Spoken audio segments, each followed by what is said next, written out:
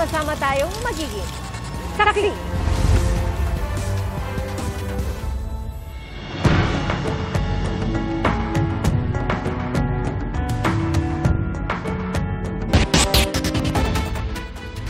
Anumang oras posible mag-landfall ang bagyong Emong na ayon sa Pag-asa ay napanatili ang lakas habang papalapit sa kalupaan. Posibleng mag-landfall o dubaan ito malapit sa Western Pangasinan o di kaya sa La Union o Ilocos Sur. State of calamity na sa buong Bataan, Cavite at Pampanga dahil sa mga nagdaang bagyo. Nagdeklara rin ang state of calamity ang 12 lungsod at 31 bayan. Hindi pa man nakakabangon mula sa mga nagdaang bagyo at habagat, ilan sa mga lugar na yan ang inaasahang maaapektuhan din ng bagyong Emong at ng pinalalakas nitong habagat. Habagat na pinalakas ng dalawang bagyo ang inaasahang magpapaulan sa maraming lugar sa bansa, kabilang ang Laguna.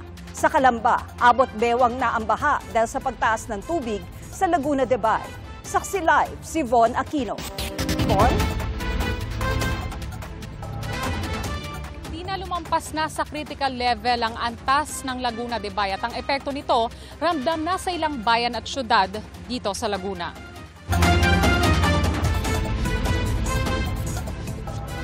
Lumampas na sa critical level ang water level ng Laguna de Bay alas 10 ng umaga kanina. Ayon sa Laguna Lake Development Authority o LLDA, umabot na ito sa 12.62 meters. Mas mataas sa 12.50 meters na critical high threshold nito. Kapag ganito, sa assessment ng LLDA, aabutin ng ilang buwan bago ito bumalik sa normal level kahit mabawasan ng pag-ulan. Mag-aalas 6 po ngayong gabi, ganito po yung sitwasyon dito sa Aplaya Baywalk sa Calamba City sa Laguna, kung saan makita po natin yung tubig ng Laguna de Bay ay narito na po sa Aplaya. Yun nga po pagitan halos hindi na makita dahil sa patuloy na pagtaas ng tubig. At sa kabila nga ng delikadong sitwasyon dito sa lawa ay nagpatuloy pa rin yung ilang mga mangingisda sa pagpalaot. Kalmado pa naman. Normal lang naman ang sa laot eh. Pag masama ang panahon, nagbabawa lang pag may signal. Bawal na kami lumayag. Medyo tumaas ngayon ang tilapia. Gawa ng masamang panahon. Pahirapan naman ang paglikas ng ilang residente sa Barangay Parian, Calamba City, Laguna dahil ayaw nilang iwan ang kanilang bahay. Sa isang village doon, abot paywang na ang lalim ng baha. Nagdulot naman ang mabigat na daloy ng trapiko ang baha sa Main Road, Manila-Calamba Road. Nanatili naman sa dalawang evacuation center ang nasa 171 pamilya na nakatira sa tabi ng ilog sa Barangay Parian, Calamba, Laguna. Bagamat humupa na ang baha ang ilan, hindi pa rin muna raw babalik sa kanilang bahay bilang pag-iingat sakaling lumakas muli ang ulan. Bigla po kasing lumakas ang ulan, ay binaha po kami, nabot kami dun sa aming bahay. So, ngayon lang po yung nangyari. Yung sa kabila po, San Cristobal River yon, nanggagaling daw yun sa taas, sa Cavite. Tapos pag malakas ang ulan po doon, dito po ang tuloy.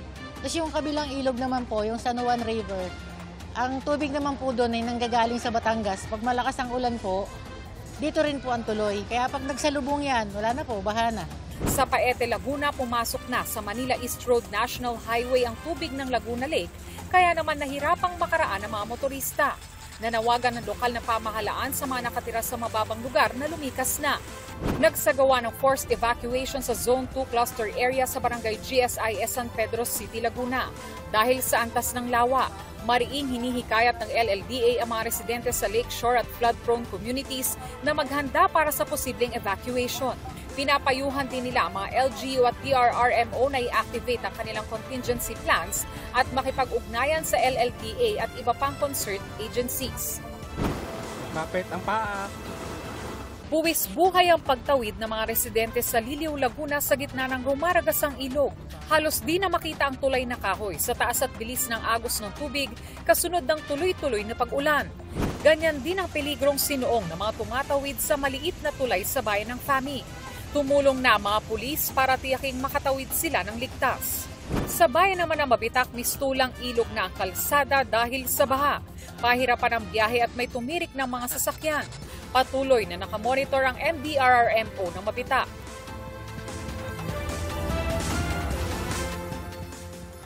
Tina, sa mga oras na ito ay tumila ng ulan dito sa Calambano pero lumakas yung hangin. Panalangin nga ng ating mga kababayan dito, sana wag nang lumakas yung ulan ngayong gabi para makauwi na sila sa kanilang mga bahay. Karamihan kasi doon sa mga binahang lugar ay humupa na. Dito naman sa Aplaya, hindi naman tumaas yung tubig kumpara kaninang hapon. At live mula rito sa Calamba City sa Laguna para sa GMA Integrated News, ako si Von Aquino, ang inyong saksi. Bago sa saksi, isang patay sa landslide sa boundary ng Silang Cavite at Tagaytay City kaninang umaga. Ayon kay Tagaytay City Mayor Brent Tolentino, natabunan ng gumuhong lupa at pader ang construction barracks sa Barangay Iruhin West. Patuloy ang search and rescue operation sa 2 pang nawawala.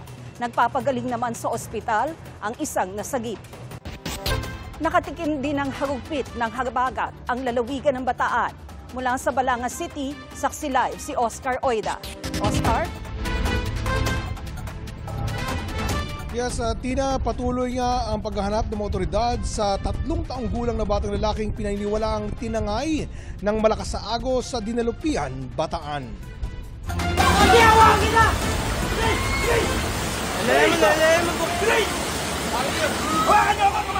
Tuluyang bumigay ang isang dike sa tabing ilog ng Barangay Tuyo sa Balanga, Bataan.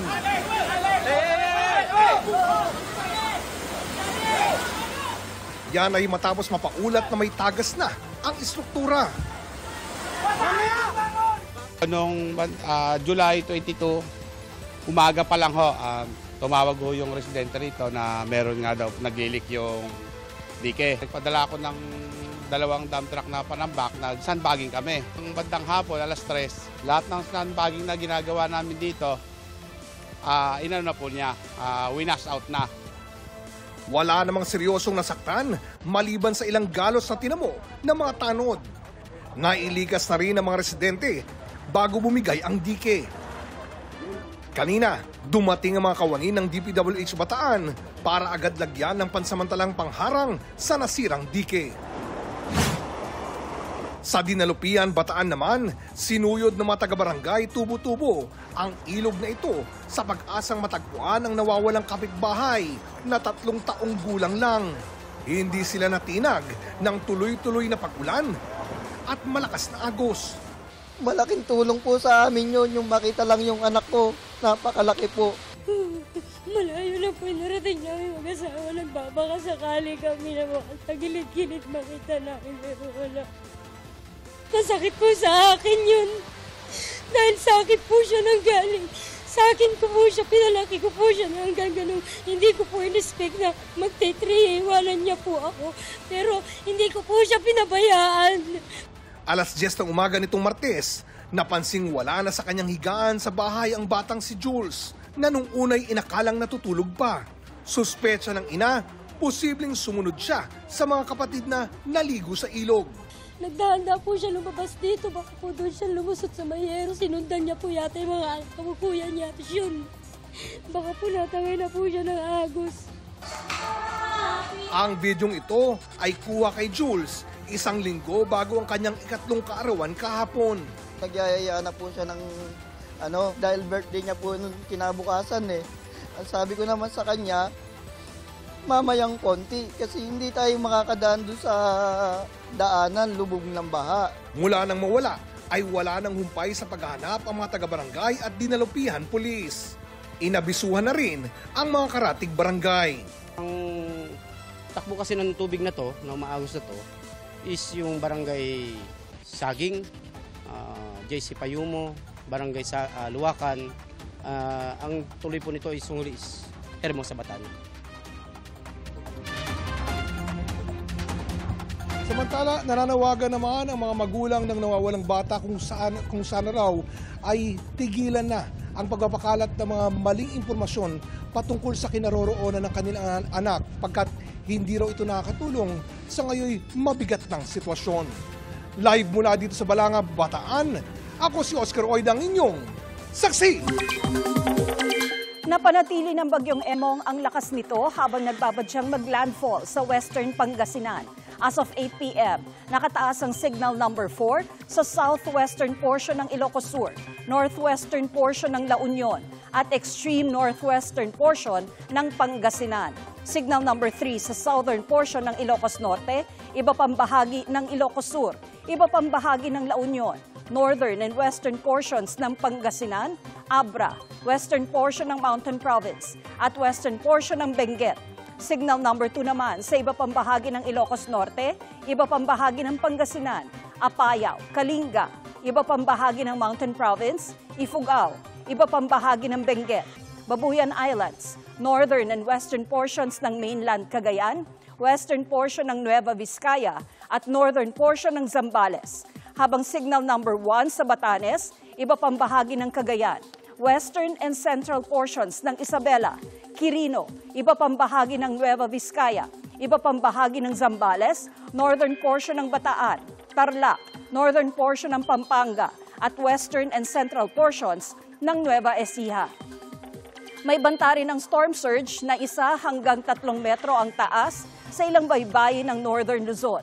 Huling namataan ang mata ng bagyong Emong sa dagat na sakop ng Burgos, Pangasinan. May lakas ito ng hanging aabot sa 120 km per hour at bugsong aabot sa 165 km per hour. Mabagal ang kilos nito, pasilangan. Base sa forecast track ng Pag-asa, posible itong maglandfall o lumapit sa western Pangasinan anumang oras mula ngayon. Posible ring maglandfall ang bagyo sa La Union o Ilocos Sur ngayong gabi o bukas ng umaga. Saka nito tatawirin ang kabundukan ng northern Luzon palabas sa Babuyan Channel. Kikilos ang bagyo pa northeast at posibleng daanan ang Babuyan Islands bukas ng tanghali o hapon. Inaasahang daraan din ito malapit sa Batanes bukas ng hapon o gabi. Ang LPA na nasa labas ng PAR, lumakas pa bilang tropical storm na may international name na Crossa. Patuloy namang hinahatak ng bagyong Emong at bagyong Dante na nakalabas na ng PAR kaninang hapon ang habagat na nakaapekto ngayon sa bansa. Base sa datos ng Metro Weather, matitinding buhos pa rin ang ulan ang asahan sa Ilocos Region at bahagi ng Cordillera bukas. Malalakas din ang ulan sa Central Luzon, Calabarzon, Mimaropa at Kalat-Kalat sa Bicol Region. Magpapatuloy yan sa hapon o gabi at may malalakas pa ring ulan, lalo sa western sections ng Luzon. Sa Metro Manila, pabugso-bugso ang ulan sa ilang lungsod. May mga kalat-kalat na ulan din sa Visayas at Mindanao, gaya sa Panay Island, Negros Island Region, ilang bahagi ng Central at Eastern Visayas, Zamboanga Peninsula, Northern Mindanao at Caraga. Gumamit na ng bangka para mailikas ang ilang residente ng Kalumpit sa Bulacan kung saan patuloy pa rin ang pag-ulan. Ang kanilang alkalde, inulan naman ng batikos dahil sa tila promo na selfie sa baha kapalit ng ayuda. Saksi live si JP Soriano. JP? Pero Tina, sa mga oras na ito ay bahagyang tumila ang ulan dito sa ating kinalalagyan sa Kalumpit, Bulacan. Pero gaya nga ng iyong nabanggit, halos buong gabi wala pong patid ang pag-uulan dito sa malaking bahagi ng Kalumpit, pati na rin po sa iba't ibang bayan dito sa Bulacan. At bago niyan, Tina, nagpunta na rin po sa mga evacuation center dito sa barangay May Sulaw ang mga pamilyang nakatira sa mga lubog na bahagi ng barangay. At kanina nga, Tina, nasilip natin ang ilan sa mga barangay na yan at nakita ang kanilang sitwasyon na lubog sa baha.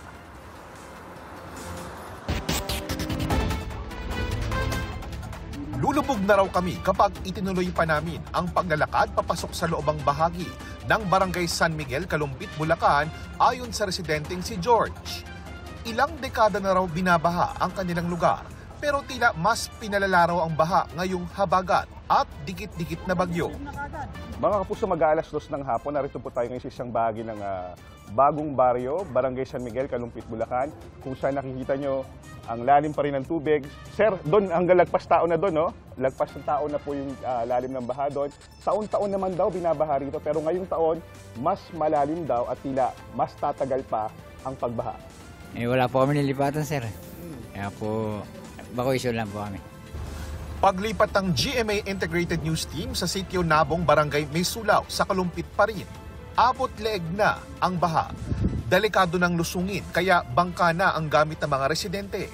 Ngayon po masyadong malaki Hindi na po mapigilan yung tubig. Sakay na bangka, sinuyod namin ng sitio Nabong. Ang mga bahay tila inilubog na sa dagat. Ang kotseng ito, hindi na naialis ng may-ari bago umapaw ang tubig. May ilang di na makaalis ng bahay, gaya ni Elmer, dahil hindi maiwan ang aso. Nagangatlaan ako ng pinaglagyan ba ng pinturang ganyan, nilagay ko doon sa ilalim ng ano ko para lang umangat ng bagya yung inihigan ko. Kung si Elmer hindi iniwan ng aso, may ilan na nasa loob ng kulungan sa gitna ng baha. Ang mga pamilyang lumikas na sa evacuation center bago mapuntahan, kailangan ng bangka dahil gadibdib na rin ang tubig. Sabi po, magagawa nyo rin ng paraan. Hanggang ngayon po, di naman po nyo nagagawa ng paraan. Maraming beses na ba pinangako yan? Marami na pong beses na pinangako yan. Lala pong natutupad. Hindi man totally matanggal ang tubig, kahit mabawasan lang, okay na kami doon. Lubog na nga sa baha, nag-viral pa sa social media ang tila promo na post ng mayor ng Kalumpit matapos hikayatin ang mga constituents na mag-selfie sa baha para masama sa raffle ng ayuda.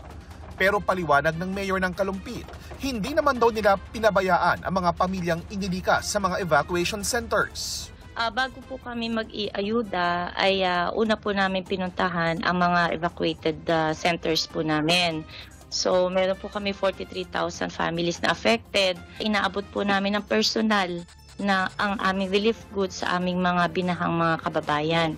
Ito pong iayuda na ito, syempre po sa Facebook po namin pinost para lang din po maiwasan yung mga scammers po. Basta calamity kasi, pagtutulong ka, it must be based on empathy, compassion, and equity. Yung lahat, as much as possible, matulungan mo. Making it a game of chance and making it a competition removes all three components from the propriety of helping people during a time of crisis. Ang ayuda naman mula sa DSWD dumating na sa barangay at naipamigay na sa mga pamilyang apektado. Ang ibang mga residente nagbayanihan at nagluto ng ulam at kanin para ipamigay sa mga kapitbahay. Sa iba pang bayan gaya sa Bulacan, lubog din sa baha ang ilang bahagi. Baha pa rin sa iba pang bahagi ng Bulacan, gaya sa Giginto kung saan abot hita ang tubig. Sa Malolos, umaaray naman ang ilang tricycle driver dahil sa tumal ng pasada. Sa ulat ng PDRRMO, 21 barangay doon apektado ng bahang 1 hanggang 3 talampakan ang lalim. At yun mga kapuso, dahil nga po nasa ilalim na ng state of calamity ang bayan ng Kalumpit, ay nakamonitor po ang LGU sa lagay ng mga bahang barangay, lalo na po ng mga apektadong residente. At live mula sa Kalumpit, Bulacan, ako po si JP Soriano, ang inyong saksi. Mga kapuso, maging una sa saksi. Mag-subscribe sa GMA Integrated News sa YouTube para sa iba't ibang balita.